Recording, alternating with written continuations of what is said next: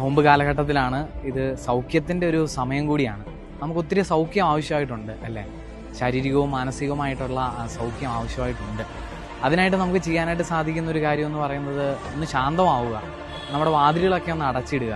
ഇങ്ങനെ വാതിലുകളൊക്കെ അടച്ചിട്ട് ശാന്തമാവുമ്പോഴും ചുറ്റുമുള്ളതിനെ കേൾക്കാനായിട്ട് ചെവി തുറന്നു വയ്ക്കുക എന്നുള്ളതും ഏറെ പ്രധാനപ്പെട്ട കാര്യമാണ്. ദൈവം മോശയ്ക്ക് മുൾപടർപ്പിൽ പ്രത്യക്ഷപ്പെട്ടപ്പോൾ ദൈവം പറയുന്നൊരു കാര്യമുണ്ട്, ഇസ്രായേൽ ജനത്തിൻ്റെ രോദനം കേൾക്കുന്ന ആളാണ് ഞാൻ. പ്രിയപ്പെട്ടവരെ, ഈശോയെക്കുറിച്ചുള്ള എഴുതപ്പെട്ട പുസ്തകങ്ങളിൽ ഏറ്റവും മനോഹരമായിട്ടുള്ള ഒരു ടൈറ്റിൽ എന്ന് പറയുന്നത് Jesus the man for the other, അല്ലെ? ക്രിസ്തു മറ്റുള്ള ആ ഒരു മനുഷ്യന് വേണ്ടിയുള്ള ഒരു ദൈവം. അത് ഏറ്റവും മനോഹരമായിട്ടുള്ളൊരു സങ്കല്പം തന്നെയല്ലേ? ഈ നോമ്പ് നമ്മളോട് പറയുന്നത് അത് തന്നെയാണ്. ദാനധർമ്മം ചെയ്യുന്നതിൽ സന്തോഷം കണ്ടെത്തുക, കാരുണ്യം അഭ്യസിക്കുക. അങ്ങനെ പ്രതിഫലത്തിന് വേണ്ടിയൊന്നുമല്ല. അല്ല, രണ്ട് തരത്തിലുള്ള മനോഭാവങ്ങളുണ്ട് ശിഷ്യന്മാരുടെ ഇടയിൽ. ഒന്ന് യൂദാസിന്റെ മനോഭാവമാണ്, ഈശോയെ വിറ്റാൽ എനിക്ക് എന്ത് കിട്ടും. രണ്ടാമത്തത് പത്രോസിന്റെ ഒരു മനോഭാവമാണ്, ഞാൻ എന്നെ തന്നെ വിറ്റാൽ എനിക്ക് എന്ത് കിട്ടും.